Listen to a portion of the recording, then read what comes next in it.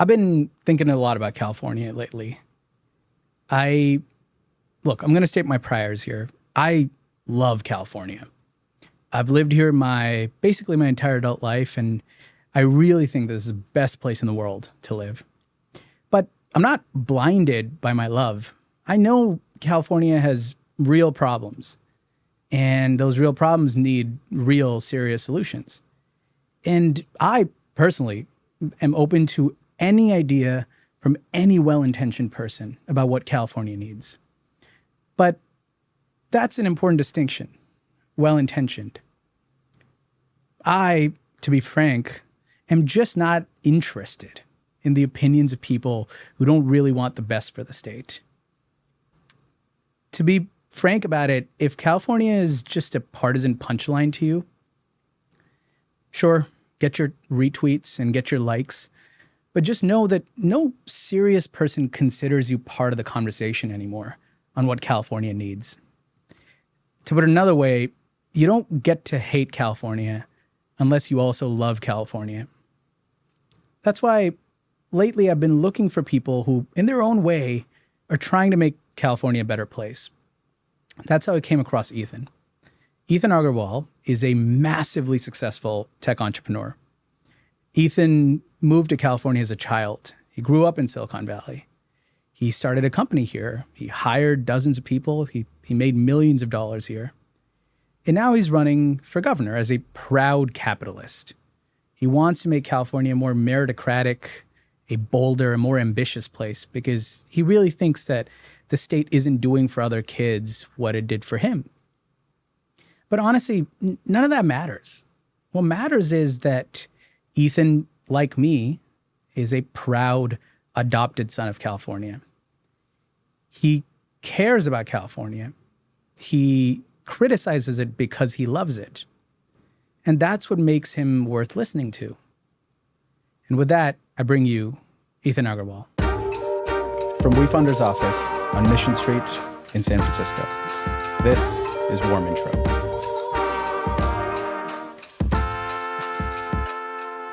Ethan, thank you so much for being on the podcast, man, first of all.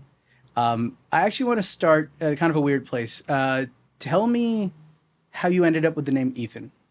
Yeah, my born name is Atin, A-T-I-N, and I have an older sister, Anika, and I was told, and I don't know how true this is, because I speak Hindi and I've never heard this before, but I was told that Atin or Anik means younger brother, and so they changed it to Atin, and I never liked the name. And part of it is the T sound, that the sound doesn't translate well in a lot of different languages. Tell me about it. And so it was always this awkward thing of like a tin, a thin, and just that back and forth conversation didn't feel good. And so I decided, I think, I don't know, 15 years ago now or something, to start, more than that actually, I was younger than that, like 20 years ago now, started to go by Ethan.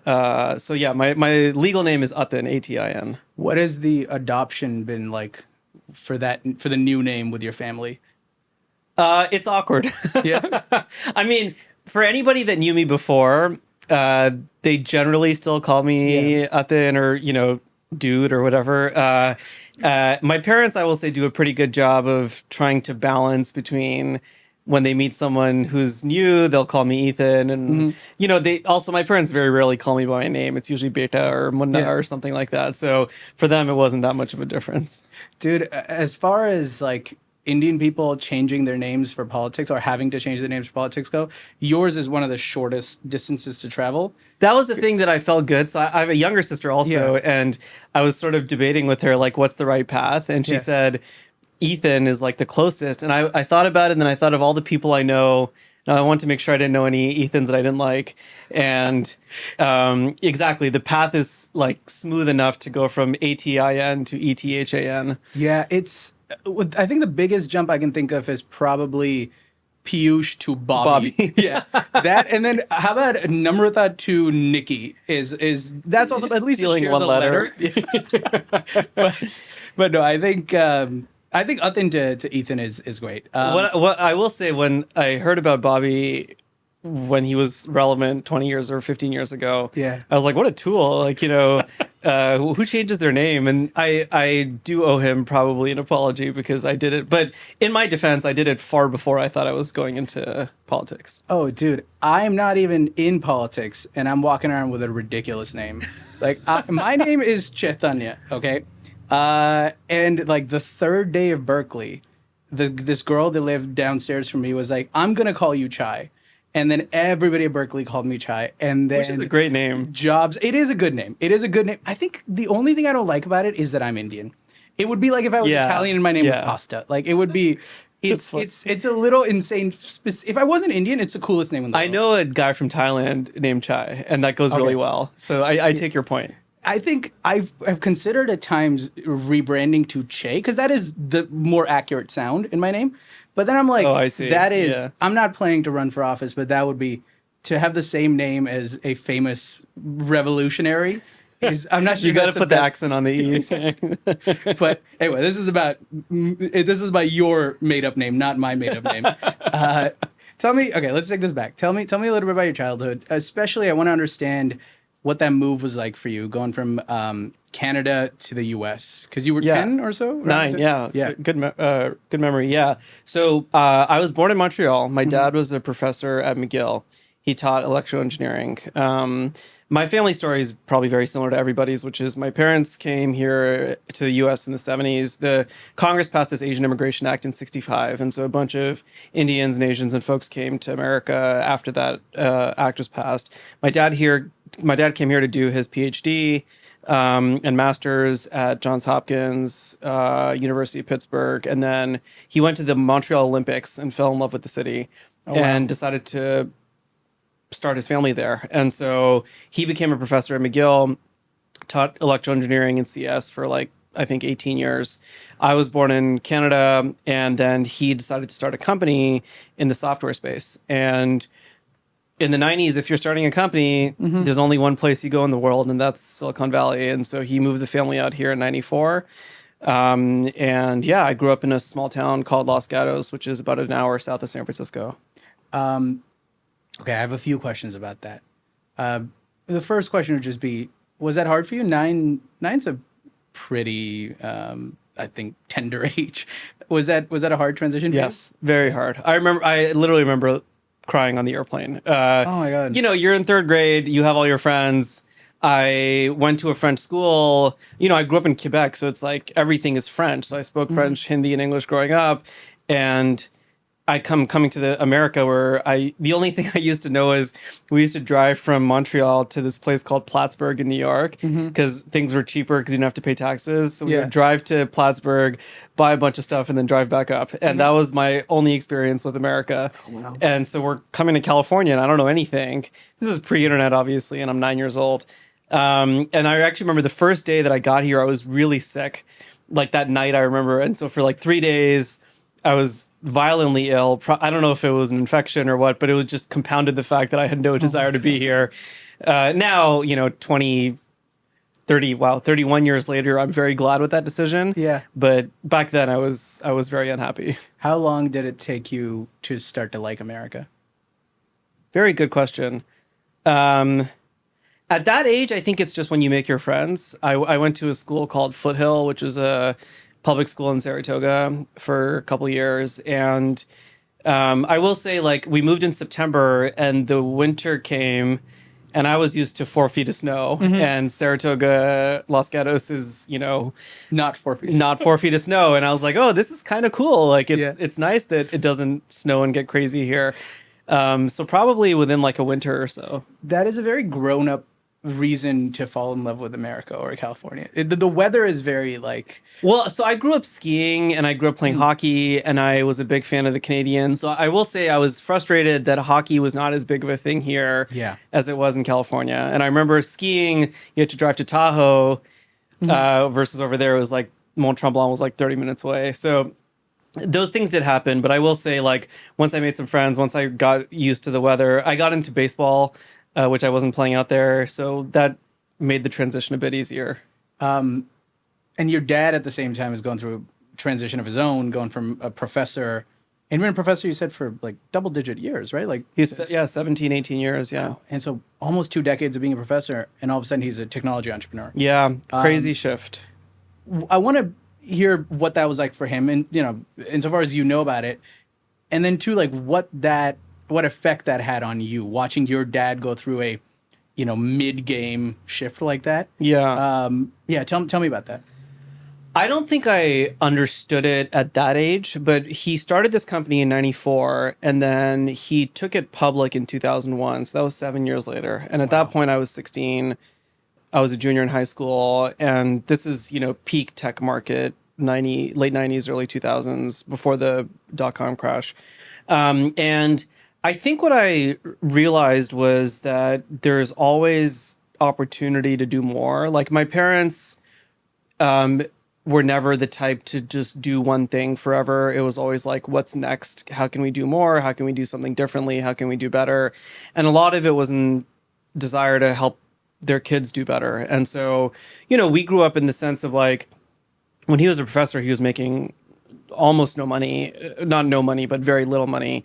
And so we grew up with a mentality of like scarcity and, his company did well and stuff. And so things got better, but we grew up with that mentality. And what I watched him do is I watched him sacrifice a lot for me and my older sister for a long time. And then my younger sister came along and things were a little bit better, but we grew up with this mentality of sacrifice and you do whatever you need to do better for your kids. And so, being a professor, starting a company, and he's now started 2 more companies since then. He's in his, he's 73 or something, 74 now. Yeah. And he's still working, full time. And so I see that.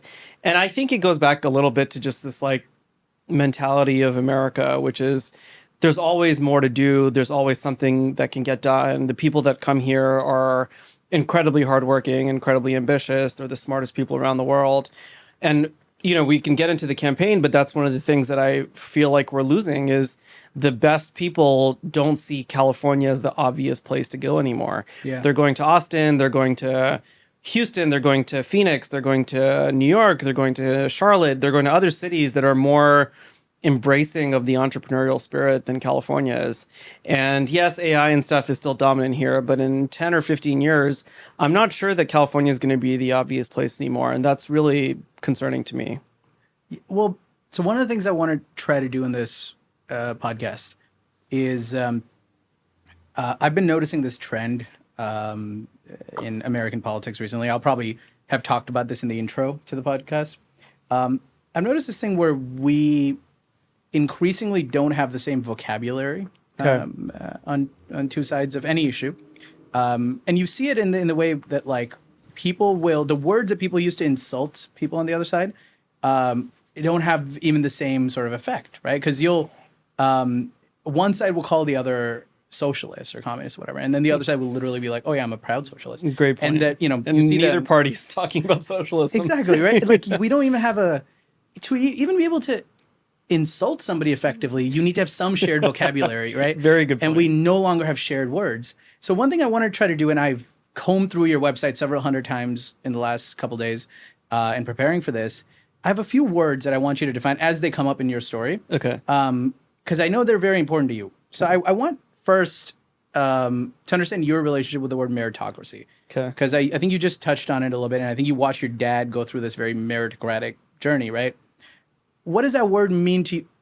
Is this a word your parents used a lot when you were growing up? No, but it was in our ethos. And what is your earliest sort of relationship with that word? Like, how did that enter your consciousness? What does that mean to you? Yeah. Tell me about the word meritocracy or meritocratic. I remember the first time that word entered my lexicon, which is, I will not name this person, but this is a real story. When I was in college at Johns Hopkins, I wanted to go into finance. I wanted to go into investment banking.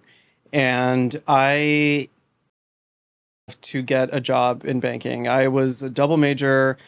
Hopkins did not traditionally send students to Wall Street, and I wanted to get a job at a bulge bracket, and I What's a bulge bracket? Bulge bracket's like basically a very large investment bank, Morgan Stanley, JP Morgan, Goldman Sachs, as opposed to a boutique bank.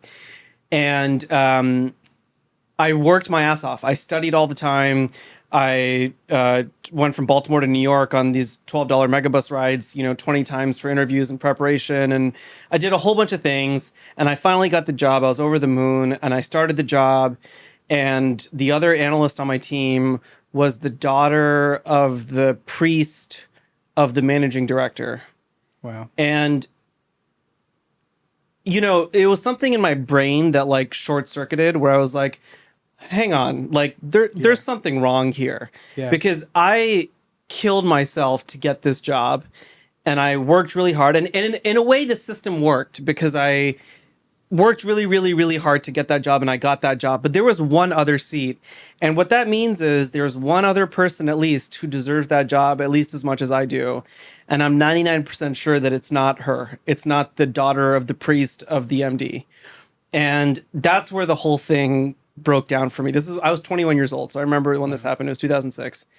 And that's when I was like, okay, there's a world here that is different than the world that I grew up in, which is that you work hard and you're ambitious and you're smart and you're safe and you do all the right things, then you'll move up in the world. And I was like, hang on, that's not the way the whole world works. So that's where the first time that happened. And then since then, in the last 19 years, I've noticed it a million times. But I remember that being the time when I was like, all right, I got to think about the world a little bit differently now. Dude, nobody should ever take advice from me. I'm historically horrible at giving advice, but you guys should clip that and run that as an ad. Because I think even the reaction that I had, and I think I would agree with you on more issues than not, but even the reaction I had to the word meritocratic on your website was, I think, knee-jerk negative. But hearing you describe it, hearing what that word means to you, I think I see it in a very different light. I'll give you one other example, which is going back to my dad. My dad has no reason to do well in America in the 70s. Yeah. He doesn't speak the language. He has no family lineage of whatever kind. He has no money. He's an immigrant from a third world country. And because America historically is a meritocratic society, the fact that he was a smart, hardworking, ambitious guy, he rose to be one of the most successful businessmen in the country. And that's a good thing. It's good that that opportunity is available. Mm-hmm. And so when I say meritocratic, I say I want anybody to be able to succeed that is willing to fight for it. And when you enable people who are not meritocratic to get to certain levels, that's where the system starts breaking down. And so when I think about meritocracy, I think about being rewarded and being treated appropriately for the type of work that you do, as opposed to someone else sort of just like shooting their way to the top because of something unfair. I think it's getting worse. Yeah. I think that people are putting in a lot of effort, and I'm talking about like people making 80 to 150K, that sort of demographic in California, at least. I think people are putting a lot of effort and they're not getting a lot out of it. Yeah. And I think that's getting worse. Tell me about your relationship with money. I especially want to understand this move that as I was reading your bio, I was fascinated by, you go to Johns Hopkins. It is at this point a meme of the podcast that I have asked every single guest how they got into whatever really good school they went to. So I will not ask you that. But it is impressive that anybody gets into Johns Hopkins. So you go to Johns Hopkins, you student body president. You work for the Dianne Feinstein campaign, right? Yeah, wow, you did your research. Oh, of course, that's man. impressive. Yeah. And then I'm gonna get this name wrong. You worked for General Wesley Clark's presidential campaign. Yeah. But then when it comes time to decide on a career, you didn't go into politics. You decided to go into finance. Yeah. Where did that decision come from? I used to think that you have to go to law school to become a politician. Yeah. And I applied to 4 law schools and I got waitlisted at one of them and I got rejected from 3 of them. And so I was like, oh, the world doesn't want me to become a politician because I didn't get into law school. Now, it turns out that that's not true. Yeah. But at 21, that's what not 21. Yeah, 21, that's what I thought. So I didn't get into law school. So I was like, all right, I'm going to go into finance. And you spend how many years in finance? Banking, hedge fund, and consulting, which I guess is loosely. Yeah, I did 3 years of banking. I did my MBA from Wharton. I did a year at a hedge fund, and then I did 3 years at McKinsey, but I don't count McKinsey within my finance years, so call it 4 or 5 years. What was that like? Did you like it? McKinsey? Or just that entire 4 to 5 years stretch? Yes. Well, I learned so much, and I use it to this day. Mm-hmm. And it's not just the finance and the Excel spreadsheets. You learn about the way the economy works.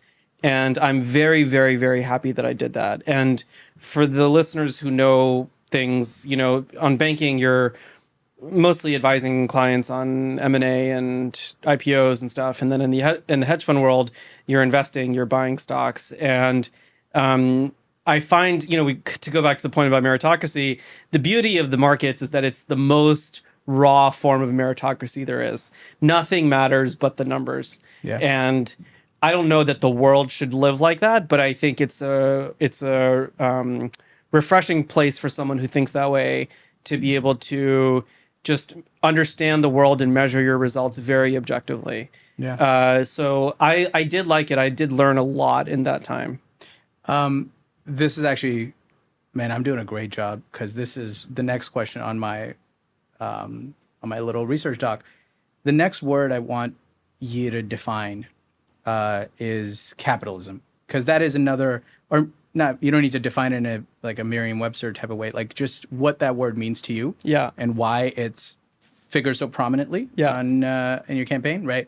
Yeah. Tell me about capitalism, and also tell me the view of capitalism, which I think is a very unique vantage point that you get from investment banking. Yeah. Tell me about that word capitalism. When does that become a part of your sort of worldview? Okay, so I will actually start with a bit of a Merriam-Webster version just to lay the groundwork. So capitalism is, the word capital is a fancy word for money. And basically what capitalism says is that the desire for money is what drives outcomes.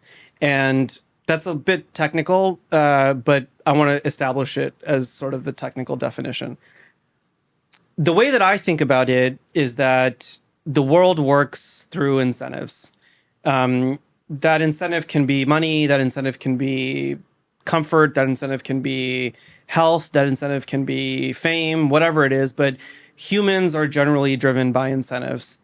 And some of us just want to be able to go home at 5:30 and watch a ball game and go to sleep without having any mental sort of challenges or hiccups or whatever. Some of us need to conquer the world, and everyone sort of lies in between that.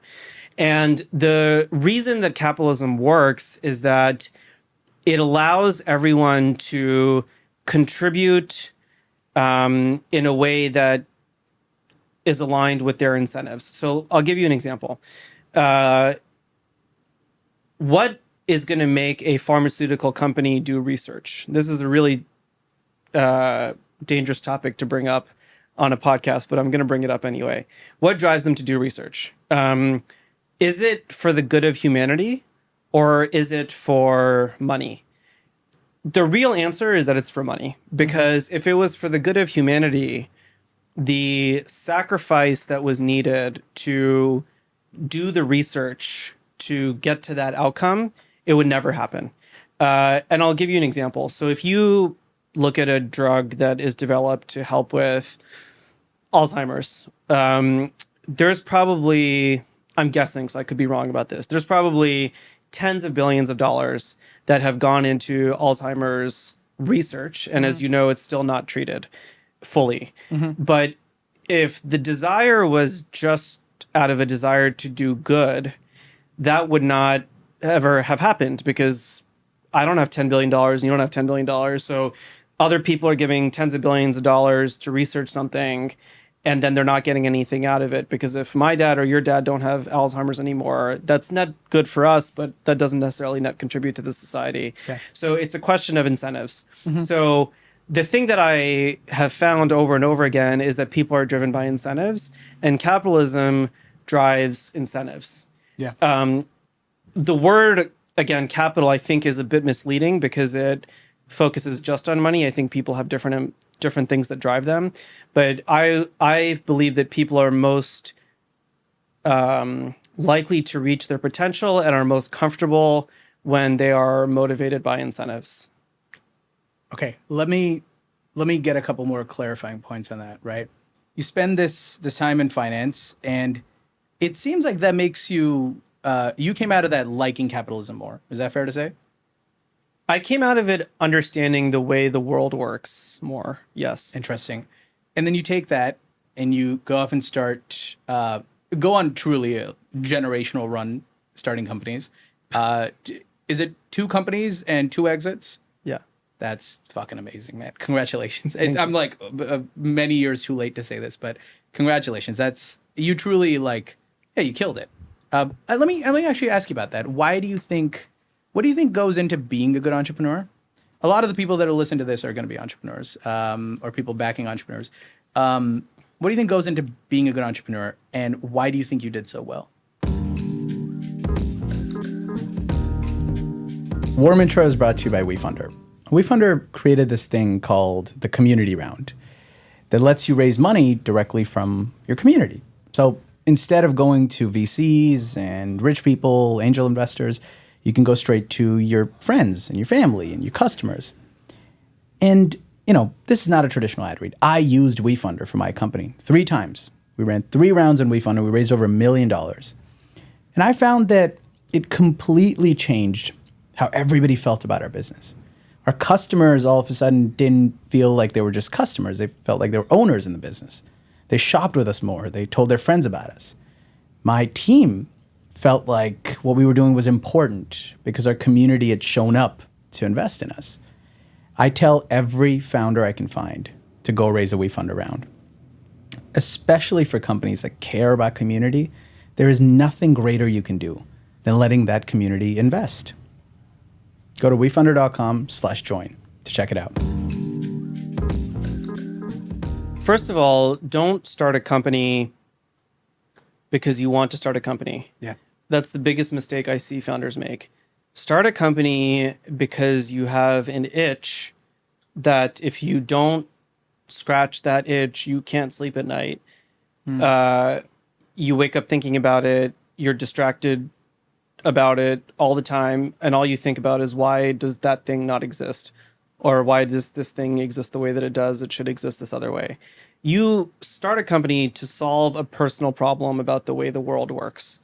And there's no other reason to start a company. So the first thing you need to do to be an entrepreneur is to be extraordinarily passionate about a particular problem. And the reason I say that is because it is a hard fucking job. It's not, waking up at 4 a.m. to commute for 2 hours and working as a laborer and then going back kind of hard. That's a really hard job, but it is a stressful job. Yeah. And if you are in it for the glory or what you think is glory, or what you think is money, you're going to fail. Probably. Some people will succeed, but you're probably going to fail, and you're going to have a horrible time doing it. So starting a company has to be the very low list of reasons why you start a company.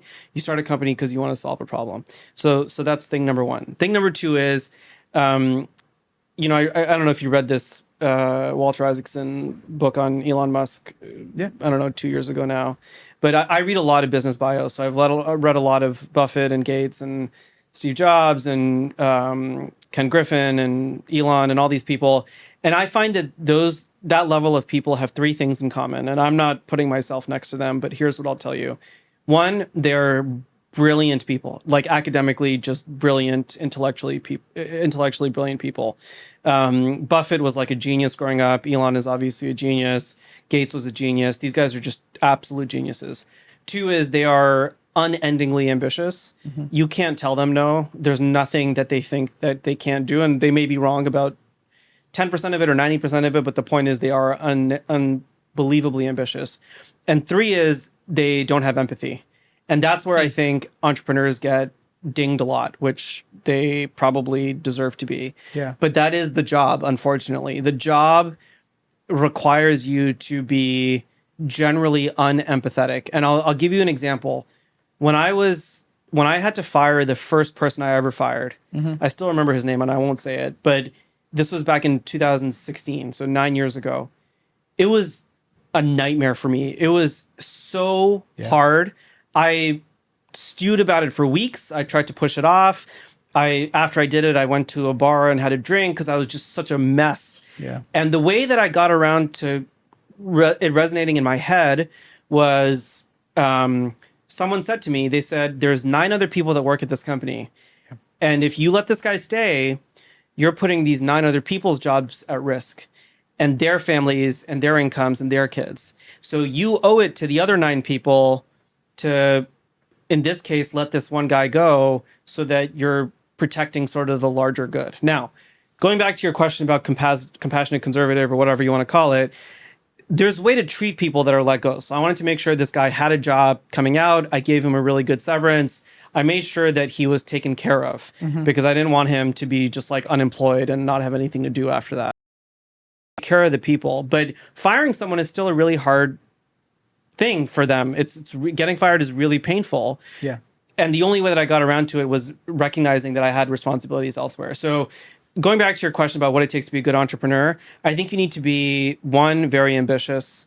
2, you need to be like scratching an itch that I mentioned earlier. 3, you need to be able to understand this idea of the greater good as opposed to like each specific nuance. You need to be thinking about what's the greater good, like what's the most good I can do for the most number of people. That's the question you have to ask yourself.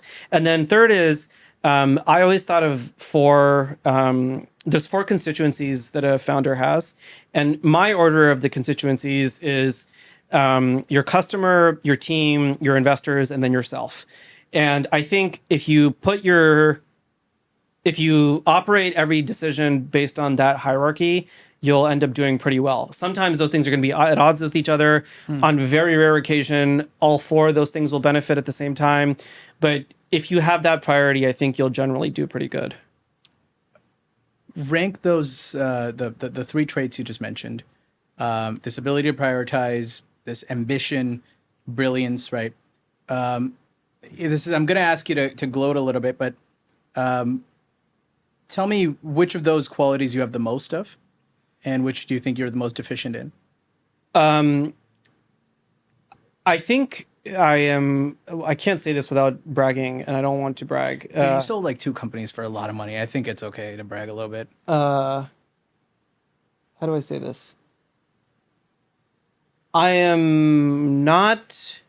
have been surrounded by smarter people than me for much of my life, so I don't think it's like just pure raw intellect.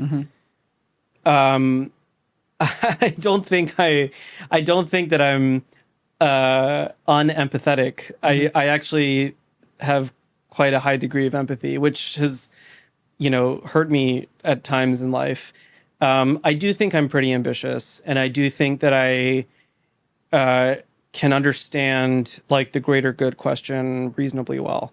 Yeah. And so I'm the guy that's like, there's so much Twitter startup advice these days, but one of the things is like, your job is to just sort of like continue to push people to do more faster.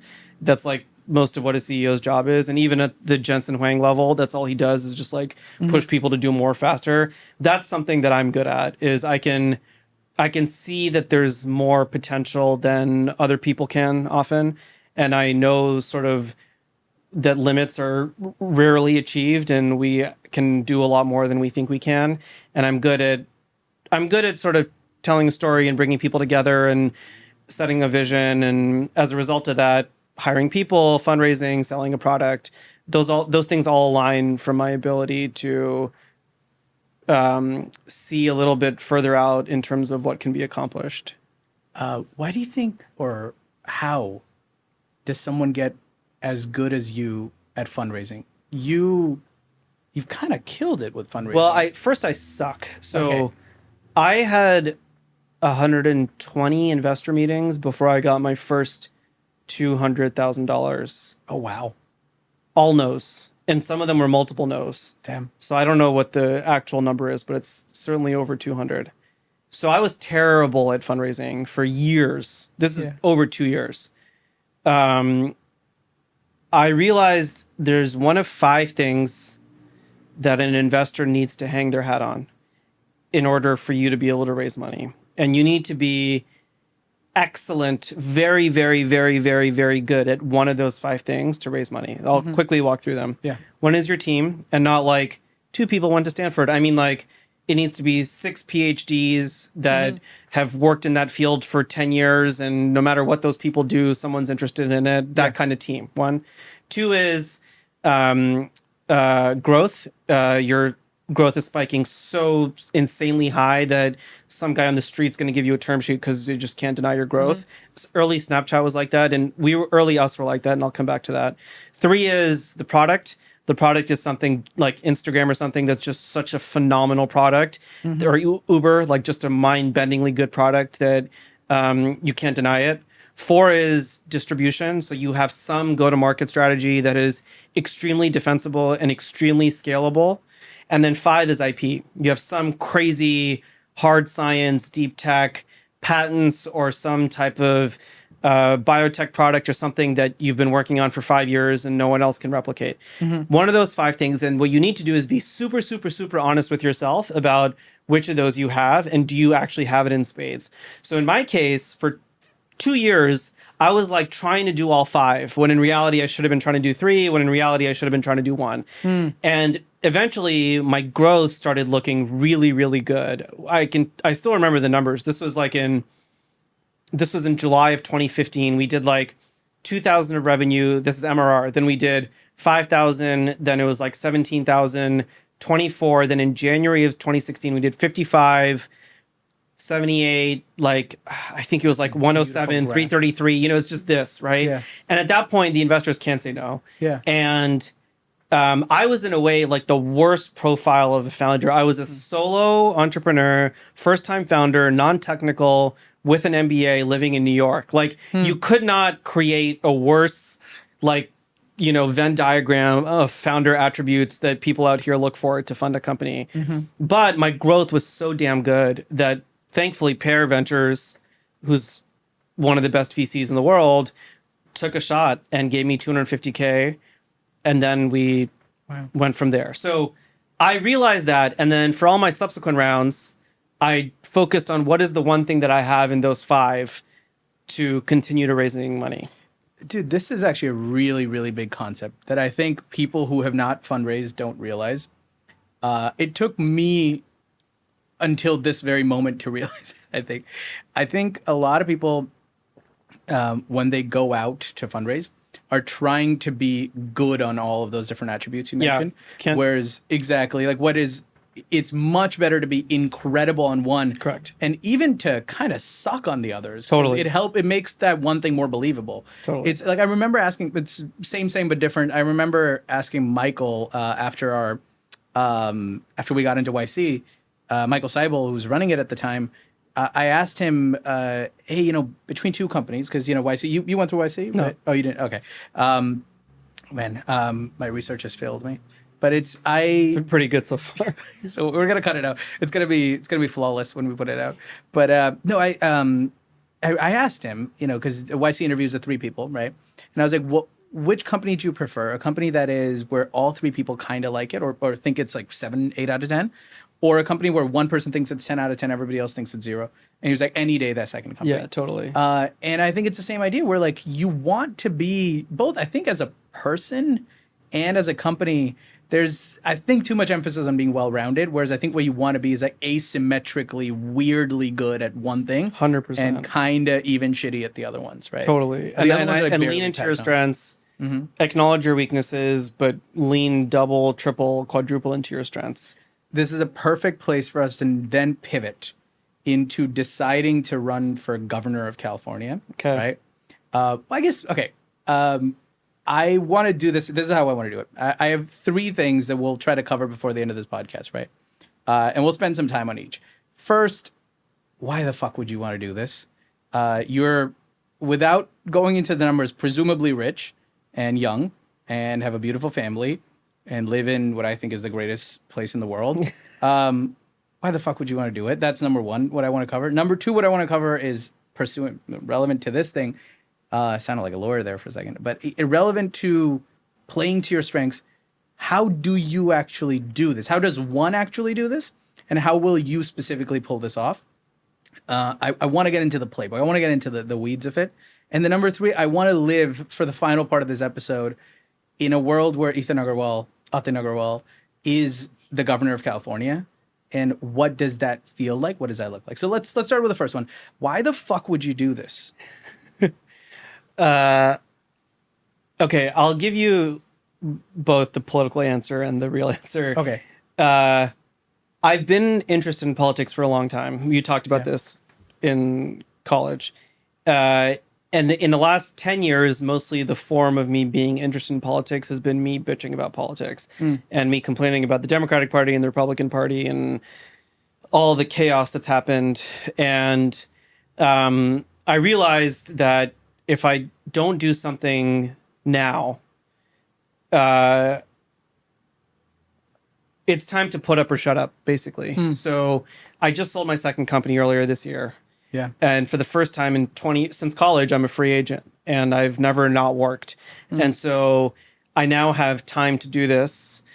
Newsom is termed out, so it's an open primary. I don't like any of the other candidates, and I'm very concerned about the direction of California and the Democratic Party. All these things aligned, and I said, you cannot keep complaining about the state of politics in the state of California and the state of San Francisco and all these things if you're not going to take a shot at it this time.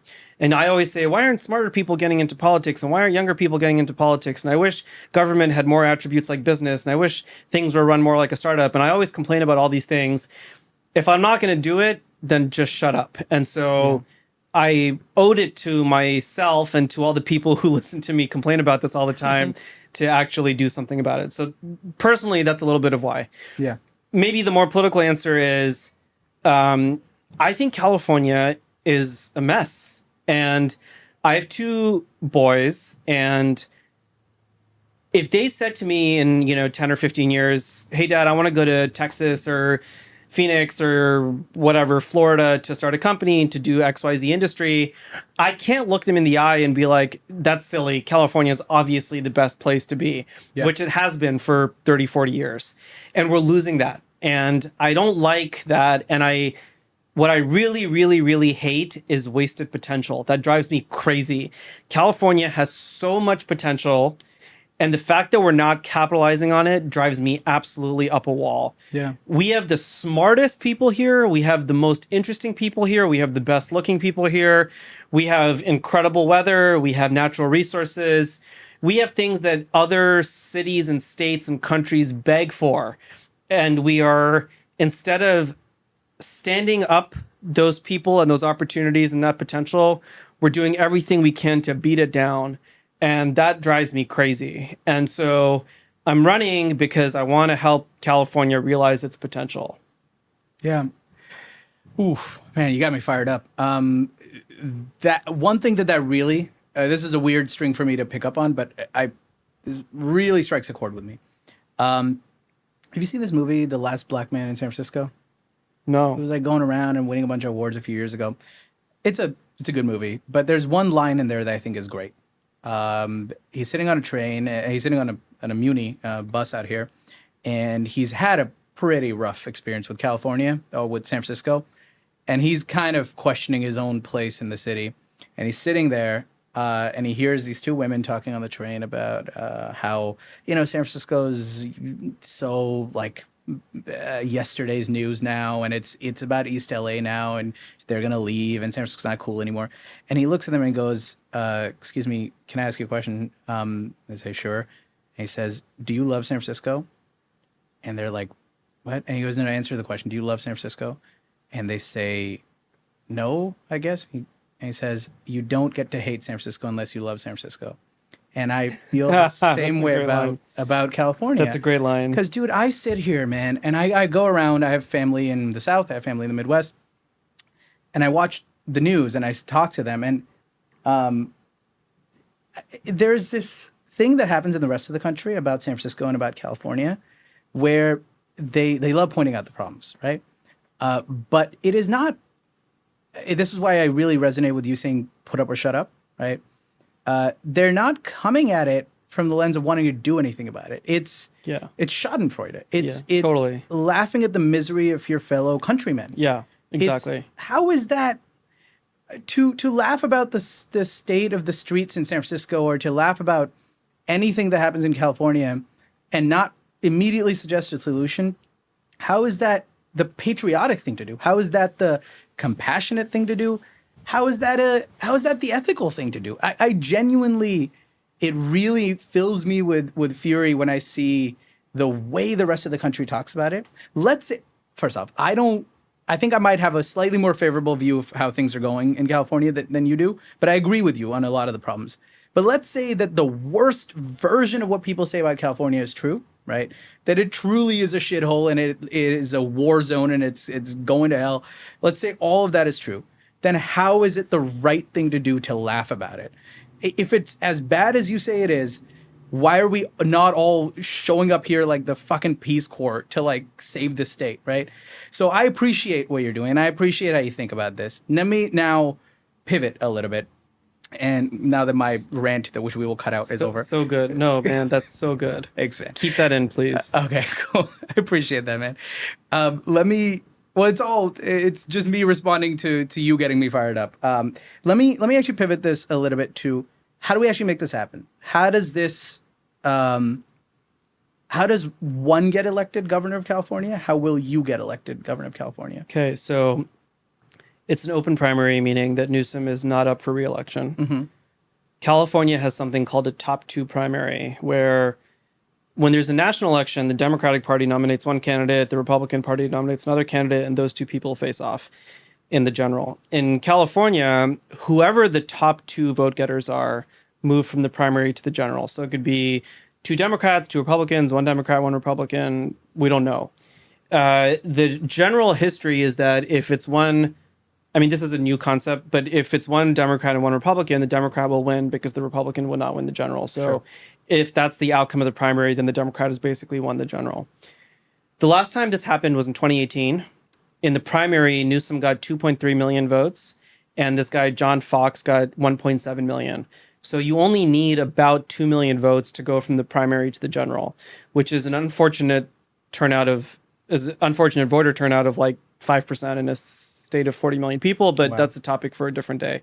So I need about 2 million votes to go from the primary to the general, to be one of the top two people. The way the candidates have emerged so far is that there's a group of people on the far left, the Katie Porters of the world, and then there's a group of people on the far right, this guy Chad Bianco, who's a sheriff in SoCal and is running as like a MAGA candidate. And the bet that I'm making is that there's a group of people in the middle who I call the Lost Democrats, who are frustrated with the extremes on both sides. And these are the people that probably voted for like Clinton, Gore, Obama, Hillary, but then didn't vote for Kamala. And now they feel like the AOC, Mamdani, Bernie Sanders, Elizabeth Warren part of the party are way too far to the left. And then they don't agree with the MAGA Trump on the right. So they're lost Democrats. And 40% of California voted for Trump. 40% of California voted for Trump, while their own U.S. Senator and Attorney General was the person running against him. So the idea that California is a deep blue state is bullshit. At best, it's purple. In all likelihood, in 2028, it's going to be a red state because this state is shifting dramatically. So the bet that I'm making is that a bunch of the people that voted for Trump this time around felt alienated from the Democratic Party, and that some of the people that didn't vote for Kamala also felt alienated from the Democratic Party. So my campaign, my position is designed to provide a home to those people in the middle who don't like either side of the extremism. So how do I get the 2 million votes? So there's about 7 million people in the Bay Area that I'm going after aggressively. There's 6 million people in the Central Valley. There's about 25 million people in LA. I'm spending time in truly NorCal, not San Francisco, NorCal, but like up in Cloverdale, Mendocino, that area, spending time all over the state. So I am trying to get my 2 million votes from everywhere, wherever I can, because there's problems everywhere. I'm not foregoing any county or any demographic. Two is I just turned 40, and the median age of a Californian is 38. and the median age of the other candidates is 64. And I think that as someone who has a young family and who is buying a home and putting kids through school and all that kind of stuff, I understand what other people of my age group and that sort of 30 to 50 year age group are going through, and understand what their experience is like in California. And I have a sister who's 29. She's 11 years younger than me. And I already think all the time about how her worldview is very different than my worldview. So I can only imagine how a 22-year-old is thinking, or how a 15-year-old is thinking. And if I can put myself in their shoes, and if I can't, then can a 70-year-old candidate put themselves in their shoes? I don't know. So I think that people are looking for someone they can relate to, who understands the problems they're going through. Not that the older candidates don't have empathy, but it's just hard because the world changes so fast. Even I don't know that I have the connection to the 22-year-old, not sure that the 70-year-old person does. And then 3 is, I am running as a unabashedly pro-growth, pro-business, pro-jobs, pro-housing. Someone called me an abundance candidate. You can call me that if you want. But I'm unabashedly running as that. Yeah. And if you believe that consumer protection or social justice or environmentalism or things like that are the number one issues facing California, then you should not vote for me. If you think jobs and housing and prices and population are the biggest problems facing California, then you should vote for me. The last thing I'll say from a political perspective is, we talked about this. I wasn't born in America. I was born in Canada. So I was born in California. I was born in Canada, which means that I can't run for president. People use the California governorship as a stepping stone to do other things. Obviously, Newsom's going to run for president. Katie Porter ran for the Senate. She lost. Some of the other candidates are going to run for other positions, or they're going to want to be appointed to the cabinet or whatever. I don't want any of those things. I just want to focus on fixing California.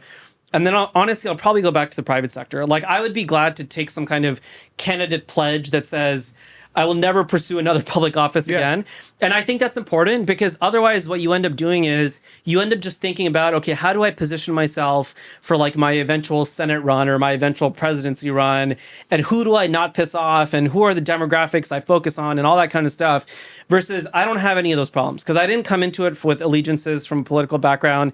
And I'm not leaving this job with allegiances that I need to protect. I'm just focused on fixing California. So if I piss off the Democrats or the Republicans or this group or that group, or I don't really care. I just want to get things done that fix California. And I think people see through that, and I think people are starting to vote for non-politicians for that reason.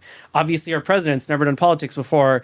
Mamdani in New York was an assemblyman for, I think, 2 years. Yeah. Our own mayor in San Francisco, not a political guy. So we're seeing non-politicians get elected, I think, for that reason. So, and I'm the only non-politician on the ballot right now. So bringing all those things together is my bet at getting the 2 million votes I need. Can we do a little game where I will say a name to you of a politician, and you tell me the first word that comes to mind when I say that name? We can cut this out later if you're not happy. I don't mind the game, but I generally don't like defining people with one word. Okay. One sentence. Okay. Okay. Newsom.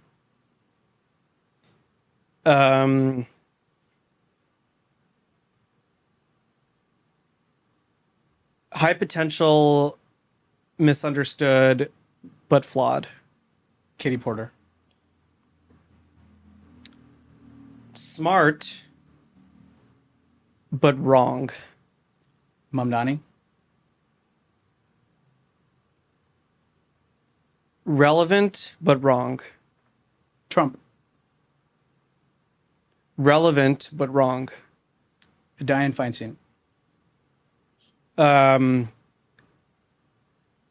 Smart, admirable, rest in peace. Pelosi.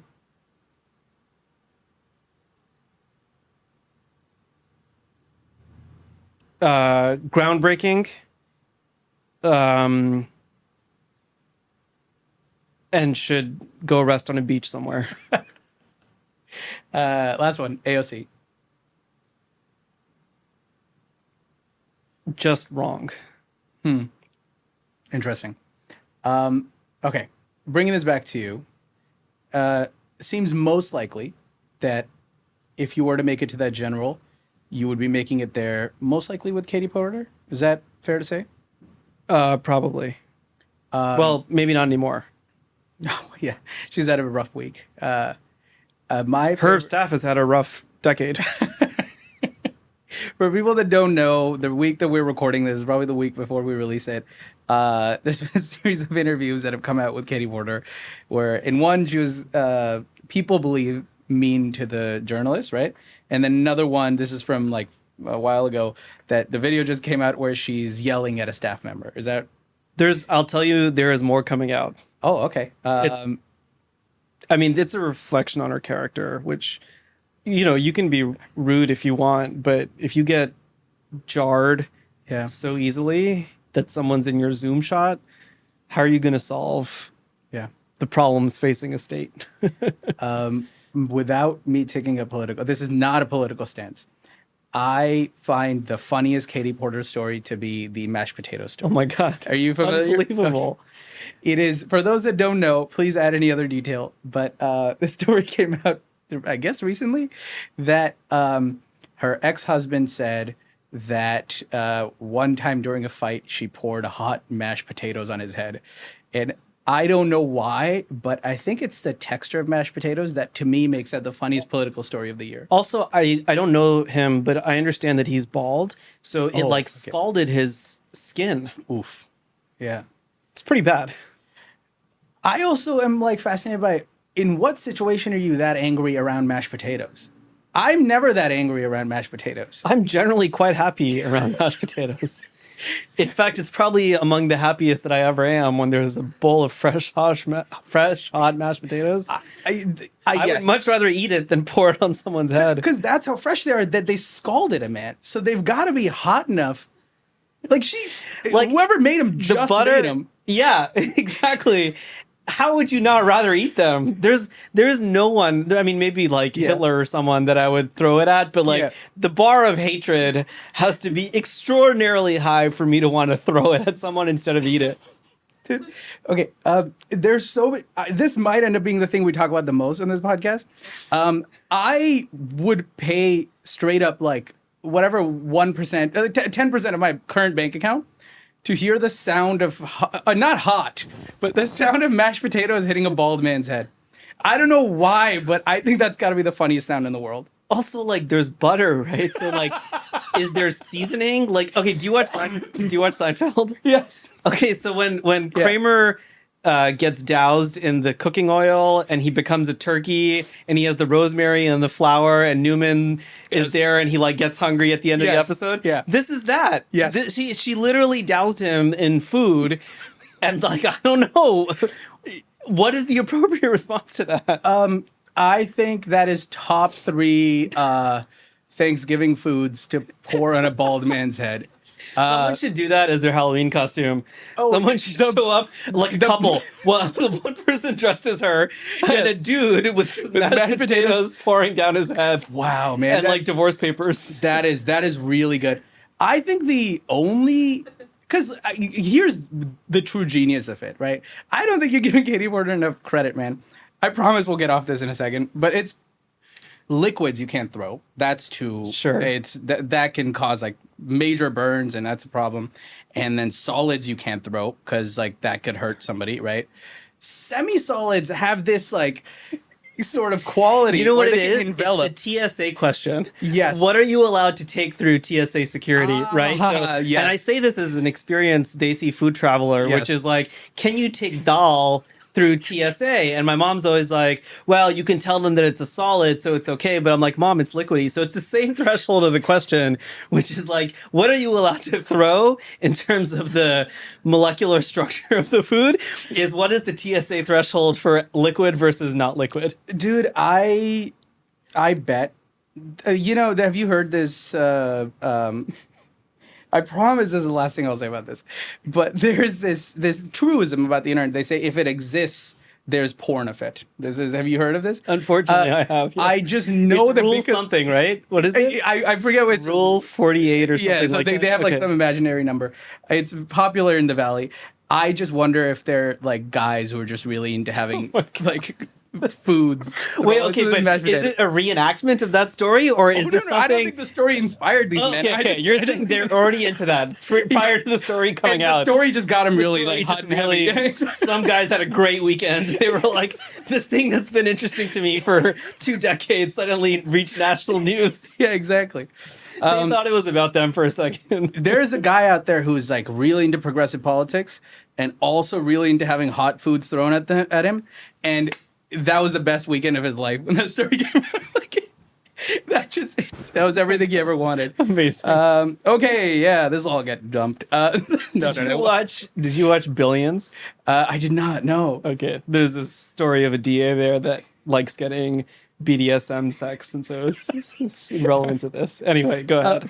We're gonna hard pivot to very You should serious. keep some of that in. That was really. Oh funny, no, actually. we'll keep it in. We'll keep it in. Okay, it is now 20. When would the governor be taking office? January 27. January 27. So let's zoom out a little bit. Let's say it is January 2029. You know, a couple years in, we are living under an Ethan Agarwal regime in California. What does California feel like? In what ways does it feel different? There's a lot more people here because we've built 2 million houses of $200,000 to $400,000. Infrastructure is dramatically better. Roads are smoother. There's new bridges, tunnels, or at least they're in the process of being constructed if we're 2 years into it. Teachers are paid a lot more than they are today. And the best districts are competing for the best teachers. And being a teacher is a job that everyone would at least think about going into because it's such a rewarding and high paying and exciting job. Companies are innovating and they feel like they're no longer being choked at the threshold of leaving California. If I can just give you one quick anecdote, I'll give you 3 quick anecdotes. Elon built Tesla in California. He opened Gigafactory in Texas. That's 22,000 6-figure manufacturing jobs that went to Texas when they should have been here in California. Masa-san, the CEO of SoftBank, announced that he's investing $1 trillion in data centers. All of that money is going to Arizona, despite California being the home of AI. DoorDash just launched this autonomous delivery robot they called Dot. This is a company started at Stanford, 3 students. It's a $100 billion company based here in California. They couldn't get approval. They couldn't even get review for developing this thing. So they opened an R&D center in Arizona, 200 6-figure jobs. Just jobs and companies are leaving because you just can't get anything done here. So under the Agarwal governorship, companies are bringing jobs here. They're developing here. Most importantly, California retains its crown as the most exciting place for the best people around the world to come. And that's not true anymore. People are going to other cities, they're going to other countries, or they're staying in their respective countries. What I want is for California to restore its natural place as the best and obvious place for the smartest people in the world to come and realize their potential. That's beautiful. We'll end with this. So we started the podcast talking about your memory of your dad in the kind of the early years of his career, the peak of his career. When your sons are 40, they're 4 and 6 right now, right? When they reach their early 40s, how do you hope they remember this era of your career? Very good question. As Dad was trying to do something for other people, he saw a problem and he tried to solve it. Beautiful. I want to end with what you started with. There's always more to do. There's always more to do. Ethan Agarwal, there's always more to do. Thanks so much for being on the podcast. Thanks so much. Man. I really appreciate it. That was great, man. Warm Intro is produced by Jiwon Moon. Associate producer, Alex Seiko. Audio and video work by Jin Han. Hosted by me, Chai Mishra.